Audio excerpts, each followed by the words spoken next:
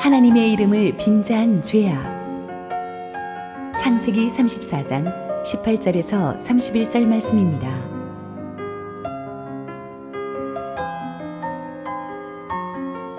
그들의 말을 하몰과 그의 아들 세겜이 좋게 여김으로 이 소년이 그 일 행하기를 지체하지 아니하였으니 그가 야곱의 딸을 사랑함이며 그는 그의 아버지 집에서 가장 존귀하였더라. 하몰과 그의 아들 세겜이 그들의 성읍문에 이르러 그들의 성읍 사람들에게 말하여 이르되 이 사람들은 우리와 친목하고 이 땅은 넓어 그들을 용납할 만하니 그들이 여기서 거주하며 매매하게 하고 우리가 그들의 딸들을 아내로 데려오고 우리 딸들도 그들에게 주자. 그러나 우리 중에 모든 남자가 그들이 할례를 받음같이 할례를 받아야 그 사람들이 우리와 함께 거주하여 한 민족 되기를 허락할 것이라. 그러면 그들의 가축과 재산과 그들의 모든 짐승이 우리의 소유가 되지 않겠느냐. 다만 그들의 말대로 하자. 그러면 그들이 우리와 함께 거주하리라. 성문으로 출입하는 모든 자가 하몰과 그의 아들 세겜의 말을 듣고 성문으로 출입하는 그 모든 남자가 할례를 받으니라.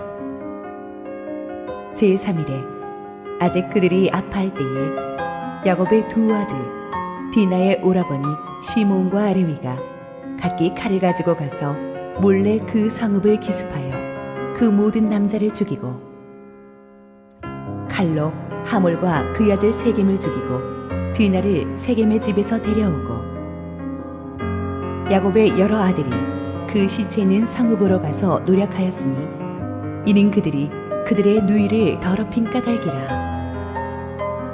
그들이 양과 소와 나귀와 그 성읍에 있는 것과 들에 있는 것과 그들의 모든 재물을 빼앗으며 그들의 자녀와 그들의 아내들을 사로잡고 집 속의 물건을 다 노략한지라.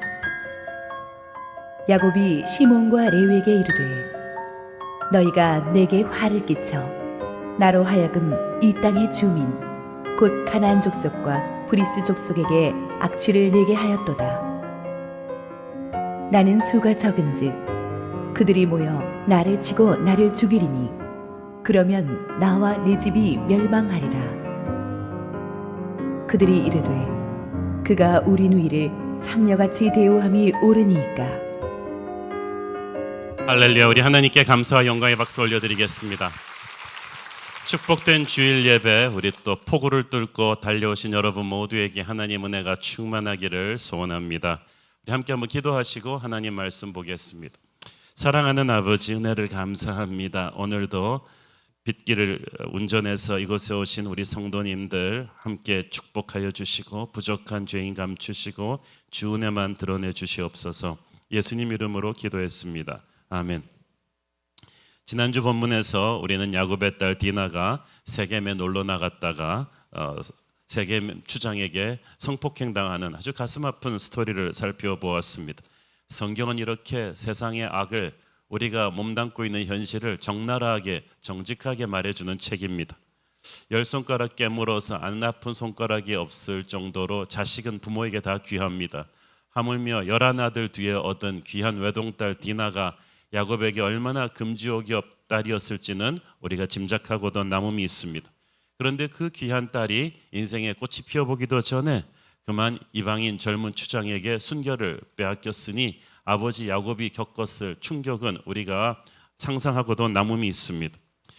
하나님의 자녀이면서도 디나는 세겜 땅의 화려한 문화에 도취되어서 그 땅의 처녀들과 어울려서 나두리를 나갔다가 성폭행을 당했습니다. 우리가 자녀들이 이 세상 속에서 있는 것을 막을 수는 없지만 어떤 친구들을 사귀고 있는지, 어떻게 살아가고 있는지, 무엇에 영향을 받고 있는지에 대한 영적인 관심을 기울일 필요가 있습니다. 그렇지 않고 그냥 알아서 크겠거니 하고 아이를 세상 속에 방치해버리면 아이가 신앙 없이 영적 무장이 해제된 채로 세상으로 흘러가 버리는 경우가 많습니다. 그러고 나면 세상에서 무슨 일을 당할지 모릅니다. 디나를 성폭행한 가해자는 그 땅의 젊은 추장 세겜이었습니다. 그런데 세겜은 그래도 자기 욕심만 채우고 도망가 버리는 파렴치범은 아니었던 것 같습니다. 진짜로 디나를 사랑하게 된 세겜은 자기 행동에 책임을 지겠다고 아버지 하모를 앞세워서 야곱에게 정식으로 천홍장을 넣으려고 찾아왔습니다. 예단도 부르는 대로 엄청나게 값을 쳐주겠다고 했습니다. 야곱은 소심하게 아무 대꾸도 못하고 묵묵부답 들에 일하러 나간 아들들이 돌아오기를 기다립니다. 돌아온 야곱의 아들들은 누이 동생이 당한 이 수치스러운 사건을 듣고 분노에 사로잡혀서 복수를 결심하지만 객관적인 전력으로 너무나 불리하다는 걸 알았습니다. 이 세겜의 병력은 이쪽보다 훨씬 많습니다. 그래서 어쩔 수 없이 이 제안을 받아들여야 하나 하고 고민하고 있는데 이 세겜 추장이 너무나 디나를 사랑하면서 조급해하는 것을 보고 그 마음을 역이용하기로 결심합니다. 하나님의 주신 거룩한 의식인 할례를 이 세겜 부족 남자들한테도 다 받으라고 했습니다. 그러면 우리가 이 결혼을 허락하고 앞으로 너희 부족과 우리 부족이 서로 오가면서 왕래하고 결혼하도록 하자고 했습니다. 원래 할례란 하나님이 아브라함에게 주신 성스러운 의식입니다. 태어난 지 8일째 되는 사내 아이들의 생식기 행하는 의식으로서 너는 하나님의 자녀다, 하나님의 약속이 너와 함께한다는 그걸 상징하는 마치 결혼 반지와도 같은 소중한 것이었는데 이 야곱의 아들들이 이것을 적의 남자들을 잠시 무기력화시키는 복수의 도구로 사용한 것입니다. 복수의 눈이 먼 그들은 하나님이 주신 거룩한 의식을 살인 도구로 이용합니다. 얼마나 참 안타까운 상황인지 모르겠습니다. 18절, 19절 그 다음부터 비극이 전개되죠. 그들의 말을 하몰과 그의 아들 세겜이 좋게 여김으로 이 소년이 그 일 행하기를 지체하지 아니하였으니 그가 야곱의 딸을 사랑함이며 그는 그의 아버지 집에서 가장 존귀하였더라. 너무나 어처구니 없을 정도로 이 야곱의 아들들의 제안을 세겜 쪽이 그냥 턱 받아버렸어요. 19절에 보니까 이는 세겜이 정말 디나를 사랑하였기 때문이고 또 하나는 그가 그의 아버지 집에서 가장 존귀하였더라. 한마디로 말해서 그가 한번 고집을 세우면 아무도 꺾을 수가 없을 정도로 아나무인격인 도련님 추장이었다는 얘기죠. 그런 세겜이 디나에게 워낙 빠져 있었기 때문에 그 아버지도 그 부족 사람들도 야곱의 아들들의 제안에 대해서 깊이 검토해 볼 겨를도 없이 그냥 오케이 한 거예요. 이들 세겜 부족이 이런 어리석은 판단을 내게 된 것은 첫째, 그들이 타락한 음란 문화, 폭력 문화, 물질 만능주의 문화에 젖어 있었기 때문이에요. 그래서 귀한 집 딸의 순결을 함부로 빼앗고도 제대로 된 참회도 없이 돈으로 앞세우는 결혼으로 이 문제를 대충 해결하려고 했습니다. 그들은 욕망의 노예가 되어서 앞뒤 분간 못하는 젊은이의 성급한 결정을 아무도 제어하지 못했습니다. 아버지와 아들 세겜이 돌아와서 자기 부족 남자들에게 이제 설득을 하는데 할례 받으라고 갑자기 설득을 해야 되는데 그래도 좀 명분을 만들어 줘야 되잖아요. 21절 22절 명분을 뭐라고 만들어 줍니까? 이 사람들은 우리와 친목하고 이 땅은 넓어 그들을 용납할 만하니 그들이 여기서 거주하며 매매하게 하고 우리가 그들의 딸들을 아내로 데려오고 우리 딸들도 그들에게 주자.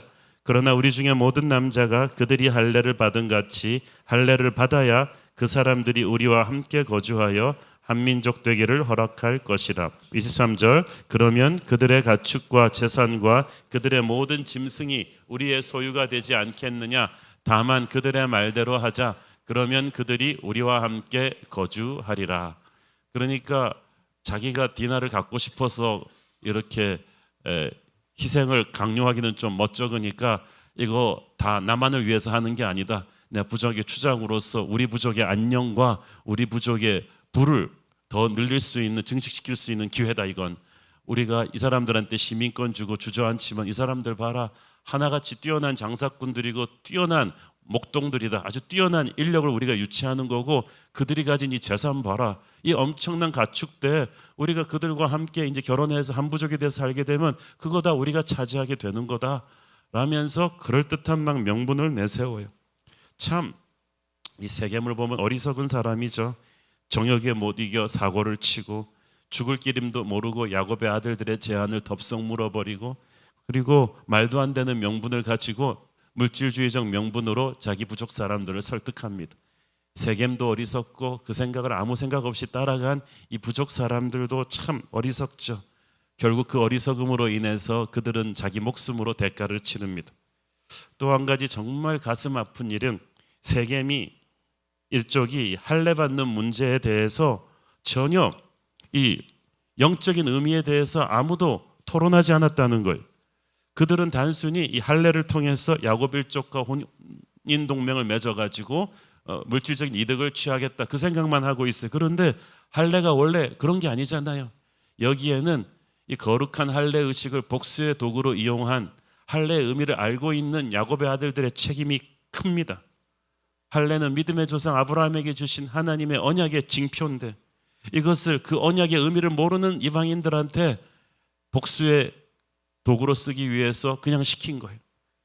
믿음도 없고 하나님이 주신 언약과는 아무 상관도 없는 이방인들이 집단으로 할례를 받는 이 기막힌 상황이 연출된 것입니다. 이방인이라고 해서 할례를 못 받는 건 아니지만 믿음을 가져야지 받는 건데 믿음도 없는 사람들한테 그냥 복수를 위해서 시킨 거예요. 복수심에 사로잡힌 야곱의 아들들이 이 할례에 담긴 거룩한 하나님의 영광을 헤아리지 못했습니다. 기독교 역사에도 보면 이렇게 거룩한 성례 의식을 악한 목적을 위해서 오용하는 경우가 굉장히 많았습니다.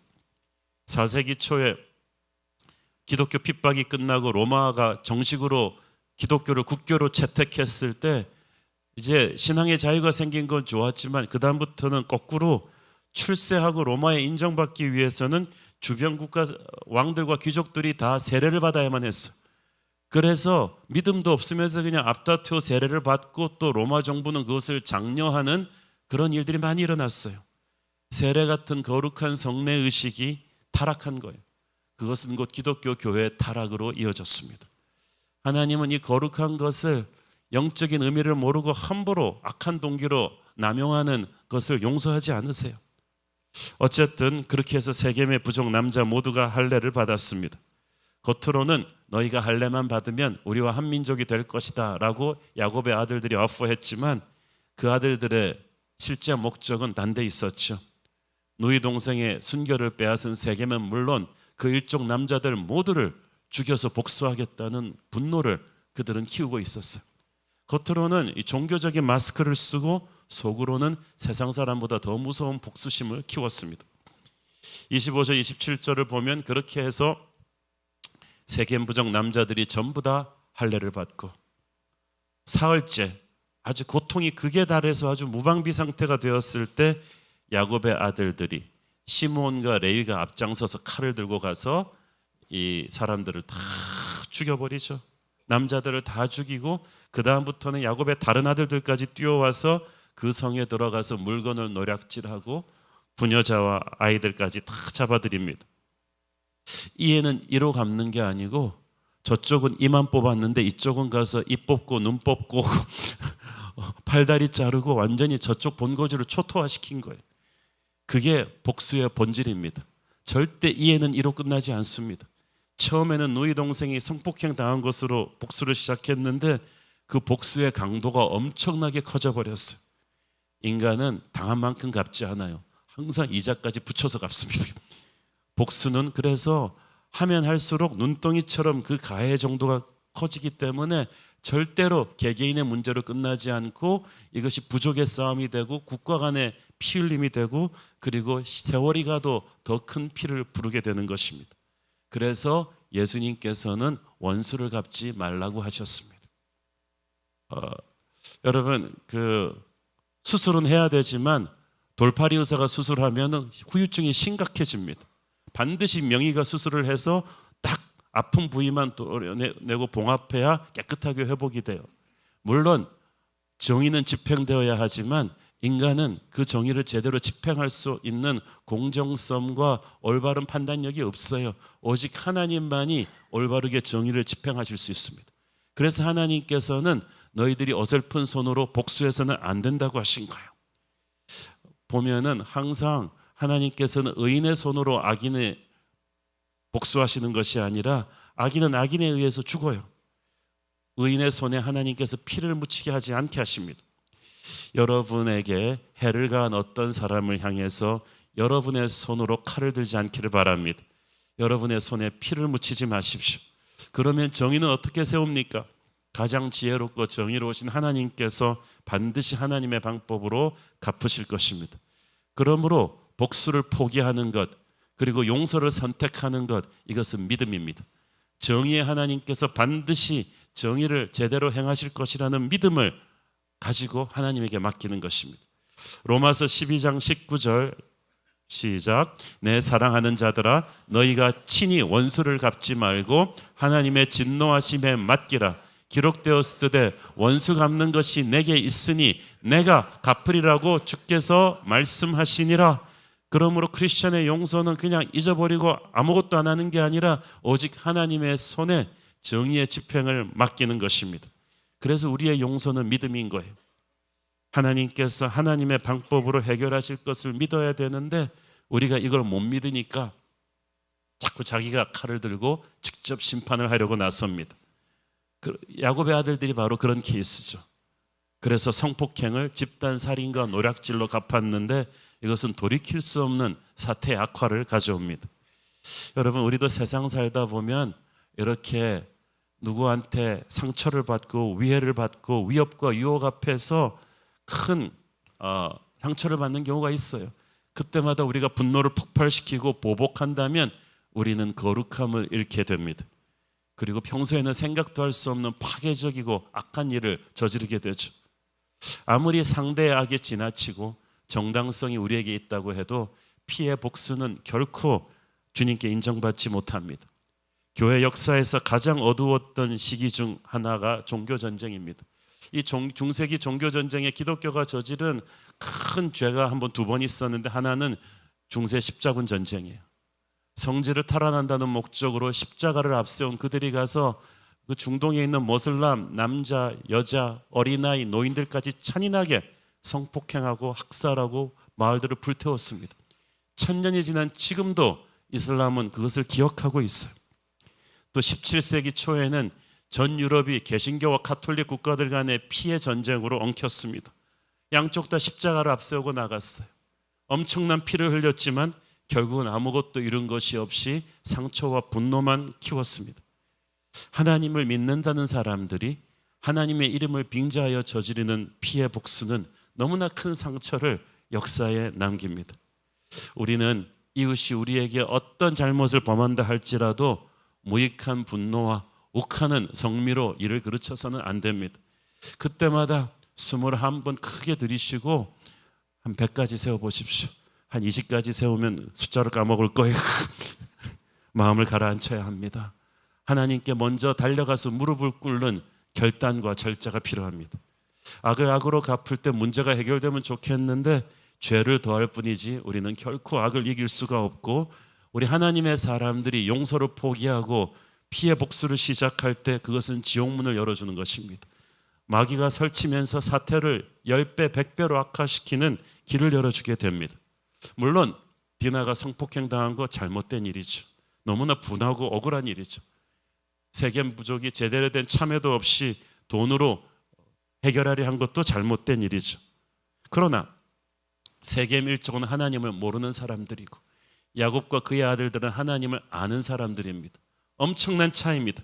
그렇다면 하나님을 아는 야곱 일족이 이 문제를 해결하는 방법은 세겜 일족이 해결하는 방법과는 달라야만 하죠. 하나님을 아는 백성들은 어떤 위기 상황 앞에서 세상과는 전혀 다른 방법으로 이 문제를 풀고 영적인 담대함과 지혜로 뚫고 나가야 하는데, 야곱의 아들들은 야곱은 문제를 피해버리고 야곱의 아들들은 세상보다 더 잔인한 방법으로 보복해버렸습니다. 오늘날 우리도 마찬가지입니다. 세상의 악을 또 다른 악으로 해결하려는 유혹을 받을 때가 많습니다. 그러나 그것은 자신과 이웃 그리고 하나님의 영광을 훼손시키는 치명적인 패착이 될 것입니다. 야곱의 아들들은 하나님의 자녀들이라고 하면서 정말 세상 사람들보다 더욱 무서운 피해 복수를 해서 사태를 완전히 악화시켰습니다. 그러나 이와 정반대의 거룩한 선택을 함으로써 피로 물든 복수의 역사를 봉합시킨 그래서 역사를 정화시킨 하나님의 백성도 있습니다.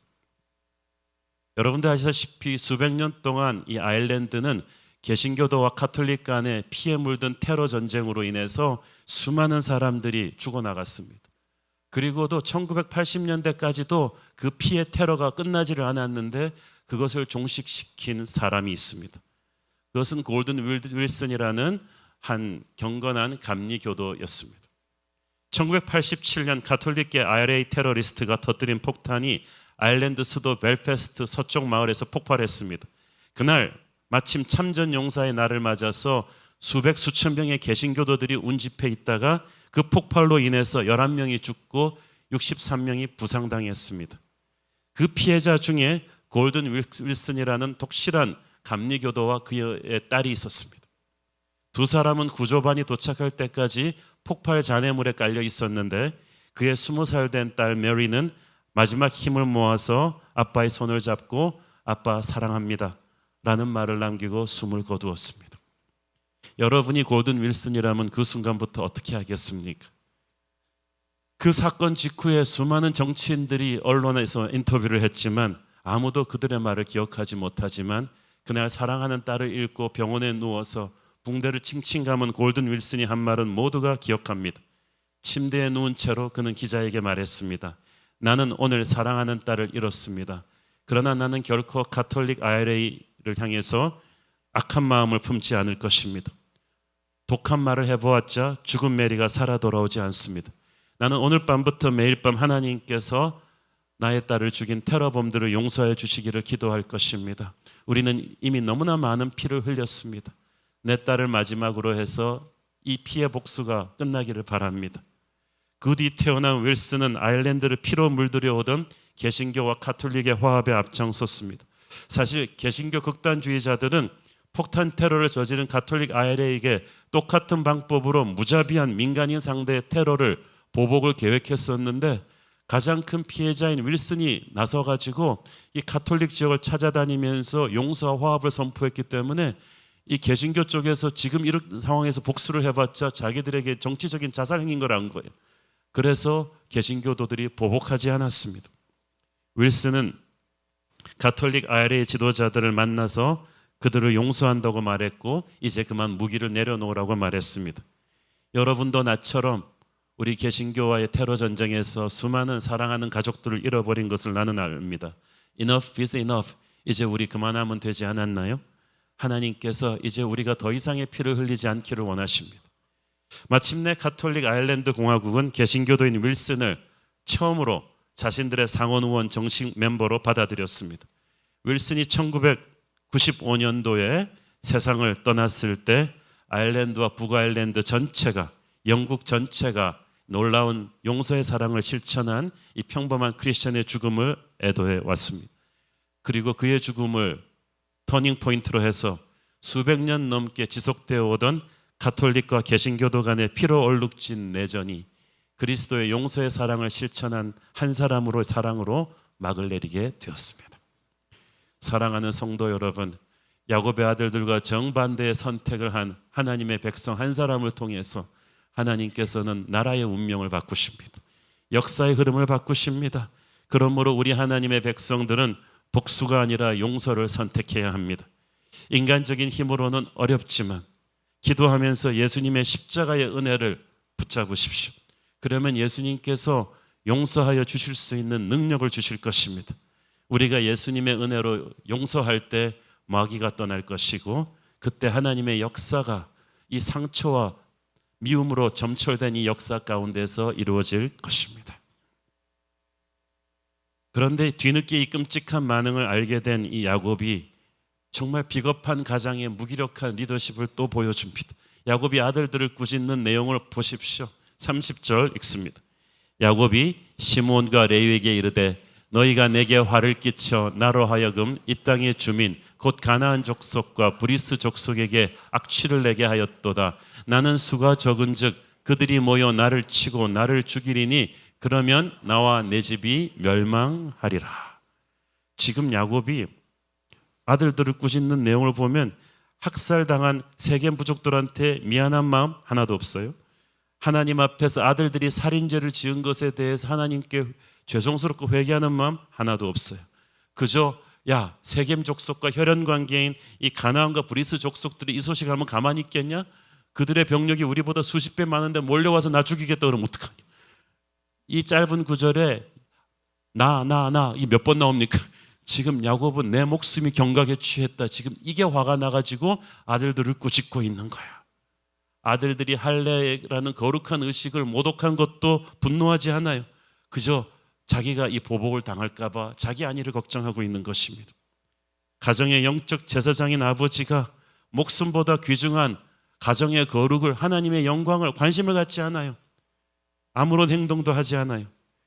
아버지가 적극적으로 나서서 처음부터 책임을 지고 기도하면서 이 사태를 해결했어야 되는데 그럼에도 불구하고 아무것도 안 했고 그 리더십의 공백으로 자식들이 저지른 일에 대해서 자식들만 비난하고 있습니다. 이런 사람이 이스라엘 12지파의 조상이에요. 이런 사람을 하나님이 포기하지 않고 끝까지 붙들어 써주신다는 것은 기가 찰 일이면서 참 희망찬 일이기도 합니다. 하나님께서는 저와 여러분도 포기하지 않으실 것입니다. 이것이 은혜예요. 아들들이 그러니까 기가 차가지고 자기 중심적인 분노만 터뜨리고 아버지한테 아들들이 화를 냅니다. 31절 그들이 이르되 그가 우리 누이를 창녀같이 대우함이 옳으니까. 아버지는 지금 이 판국의 아버지 목숨만 걱정해요. 우리 누이가 이렇게 짓밟혔는데 아버지는 분하지도 않아요. 아버지는 아무것도 안 하셨잖아요. 아버지가 우리한테 뭐라고 할 자격이 있어요? 여러분, 가장이 영적 제사장으로서 용감하게 하나님의 권위를 보여주지 않으면요, 아들들이 아버지를 존경하지 않아요. 그리고 아들들 말이 반은 맞지 않아요. 아버지 야곱이 처음부터 책임을 지고 영적으로 담대하게 이 문제를 풀었더라면 이런 사태가 나지도 않았을 텐데, 처음부터 하나님이 가라고 한 베델까지 가지 않고 중간 지점인 세겜에 10년이나 눌러앉아 있었던 것부터가 아버지 야곱의 비겁한 결정이었고, 세겜의 화려한 문화 속으로 이 외동딸 디나를, 영적으로 준비도 안 된 디나를 함부로 돌아다니도록 내버려 둔 것도 야곱의 잘못이죠. 디나를 성폭행한 세겜 부자가 와가지고 확실한 참회도 없이 그냥 지참금 많이 주고 결혼하자고 할 때도 준엄하게 영적인 권위로 야단치지 못한 것도, 그래서 아들들이 돌아오기를 기다린 그 비겁함도 야곱의 책임이죠.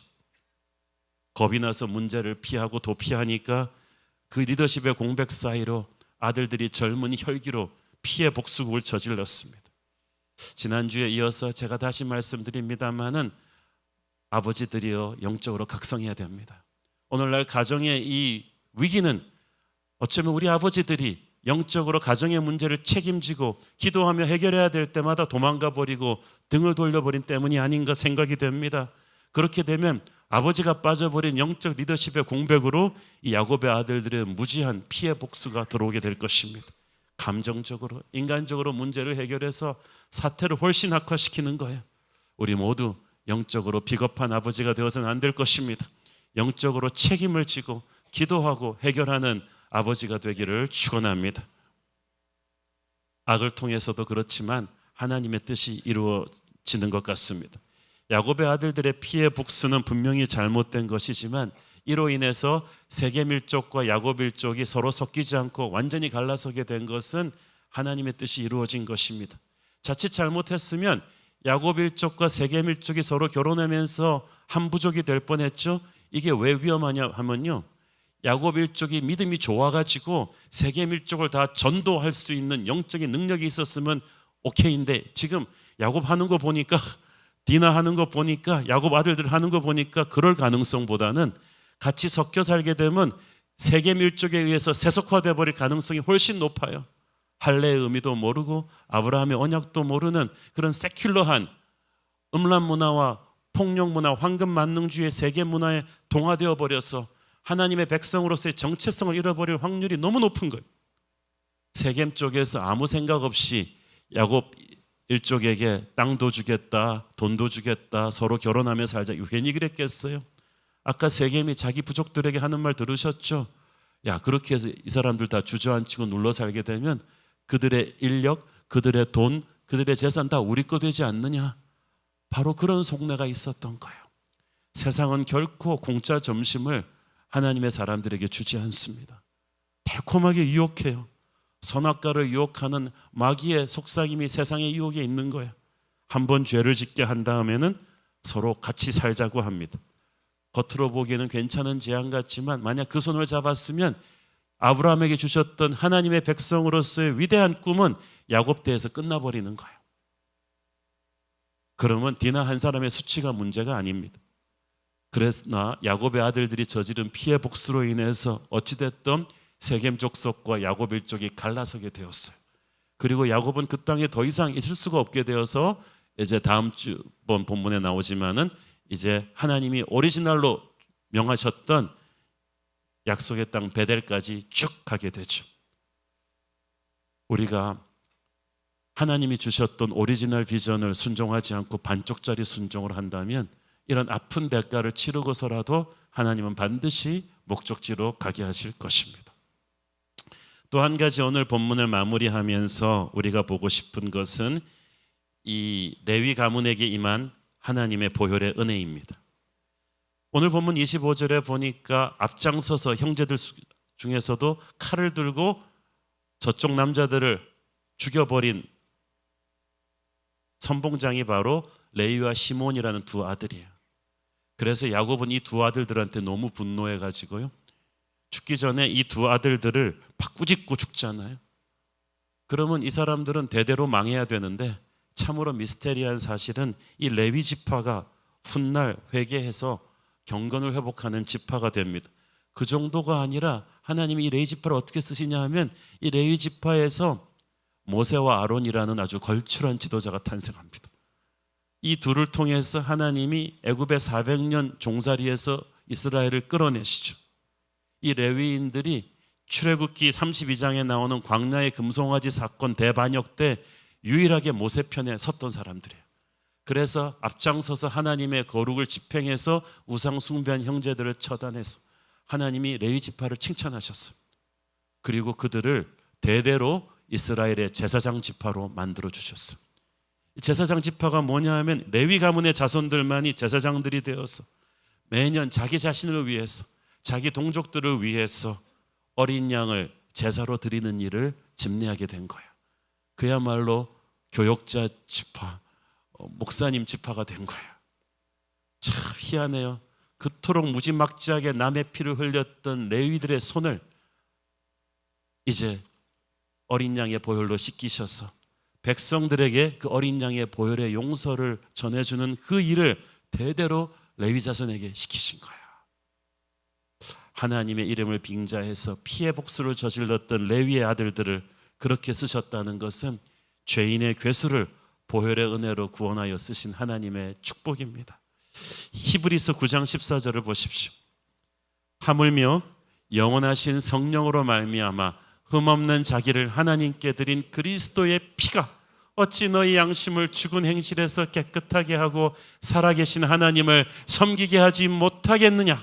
이게 바로 레위 지파 얘기예요. 그리스도의 피가 그들을 그런 못된 행실에서 깨끗하게 하고 살아계신 하나님을 섬기는 제사장 지파, 교역자 지파로 쓰신 거예요.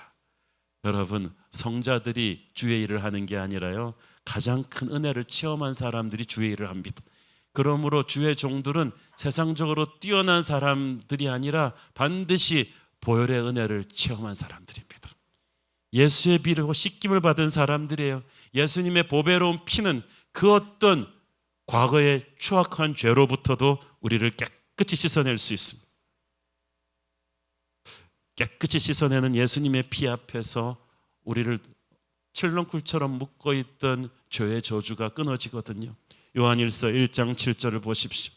그가 빛 가운데 계신 것 같이 우리도 빛 가운데 행하면 우리가 서로 사귐이 있고 그 아들 예수의 피가 우리를 모든 죄에서 깨끗하게 하실 것이. 어떤 죄에서요? 모든 죄에서. 여러분, 야곱의 패밀리를 보십시오. 여기는 패밀리 심포니가 아니라 패밀리 카오스입니다. 어떻게 이런 집안이 있습니까? 디나는 하나님의 자녀이면서도 세상의 쾌락을 사랑하는 마음들이 가득해서 교회 중고등부도 안 나오면서 세겜의 딸들하고는 시도 때도 없이 놀러 다니다가 거기서 큰 재앙을 당하잖아요. 야곱의 아들들은 어떻습니까? 복수의 마음이 꿈틀거려서요, 누가 와서 나를 하나를 때리면은 가서 되로 받으면 말로 갚아주는, 세상 사람보다 더한 분노의 칼을 휘두르는, 그 과정에서 거룩한 할례 의식까지도 복수의 도구로 이용하는 무지막지한 사람들이에요. 야곱은 또 어떻습니까? 하나님을 몇 번씩 체험한 가장이면서도 아버지이면서 이 사태 앞에서 무기력하고 세상 눈치 보고 아들 눈치 보고 아무런 행동도 취하지 않고 우유부단하다가 사태를 더 악화시켜버린 이런 무기력한 아버지, 우리 안에 디나의 물질주의가 있고 쾌락주의가 있고 야곱의 아들들의 분노가 있고 야곱의 아들들의 비겁함이 있잖아요. 그 모든 죄에서 그리스도의 피가 우리를 깨끗하게 하실 것입니다. 예수님의 피는 우리를 죄의 사슬에서 자유하게 합니다. 결코 인간의 힘으로 끊어낼 수 없는 죄의 힘이 예수의 보혈 앞에서 끊어지는 거예요. 죄는 우리의 노력이나 교육으로 세미나로 끊어지는 거 아니에요. 그게 된다면 엘리트들은 죄 안 짓게요. 죄는 힘이에요. 무서운 마귀의 힘이 뒤에서 꿈틀거려요. 그 힘을 꺾을 수 있는 유일한 힘은 예수 그리스도의 보혈에 있는 줄로 믿습니다. 그 보혈의 능력 앞에서 죄의 권세는 끊어지고 쫓겨나고 물러나게 될 것입니다.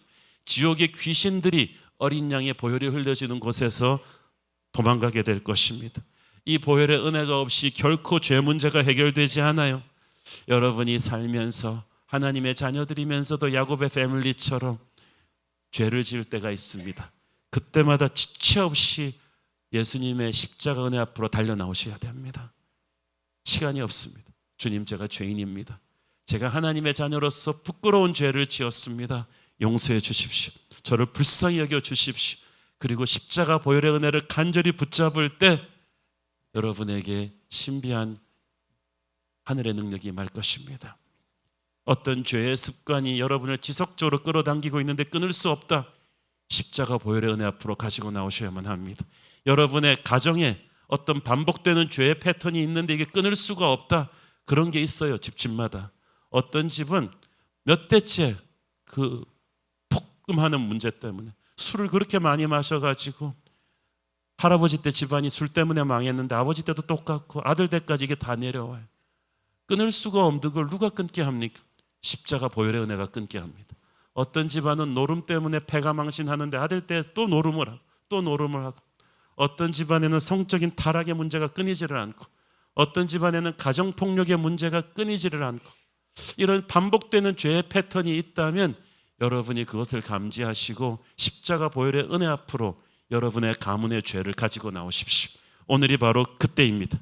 레위 지파의 선조가 흘린 그 세겜의 피가 어린 양 예수 그리스도의 피로 씻겨나가는 그 순간, 그 죄 많은 살인자의 가문 레위 지파는 보배로운 제사장의 가문으로 거듭날 수 있었습니다. 죄에서 씻김 받았을 뿐 아니라 주의 종으로 쓰임받는 가문이 되었습니다. 그것이 저와 여러분에게도 일어날 수 있는 기적입니다. 여러분의 죄가 씻길 뿐 아니라, 그 수치가 씻길 뿐 아니라 하나님이 여러분을 레위처럼 쓰실 것입니다. 교회는 그 기적을 사람들에게 소개하는 것입니다. 교회의 중심에는 항상 십자가의 은혜가 가득합니다. 우리는 십자가의 은혜를 사랑하고 선포합니다. 우리의 믿음은 철저하게 보혈을 붙잡고 가는 것이어야 합니다. 교회의 생명력은 그리스도의 보혈에 달려 있습니다. 그러므로 항상 우리는 예수님의 보혈의 은혜를 사모해야 됩니다. 어린 양의 보혈에 잠길 때 우리는 사냥꾼의 올무에서 탈출한 새처럼 죄의 권세에서 벗어나 참 자유를 경험할 수 있을 줄로 믿습니다. 보혈로 그렇게 자유함을, 보혈의 은혜로 자유함을 입은 성도들이 가득할 때 교회는 생명력이 넘치게 될 것입니다. 오늘 점검하십시오. 여러분은 예수 십자가의 피로 씻겨져 있습니까? 여러분의 가문은 십자가의 은혜를 통과하셨습니까? 그래서 새롭게 되어서 하나님께 쓰임받게 되기를 축원합니다. 기도하겠습니다. 주님, 은혜를 감사합니다. 참 야곱의 가족처럼 하나님의 자녀들이라고 말하기도 부끄러운 죄를 지은 사람들도 어린 양의 피로 씻겨질 때 용서받고 쓰임받을 수 있는 것을 봅니다. 우리 같은 죄인도 씻김받기를 원하고 쓰임받기를 원합니다. 오늘 예수 십자가의 피로 나와 내 가정을 다시 한번 새롭게 하여 주옵소서. 예수님 이름으로 기도했습니다. 아멘.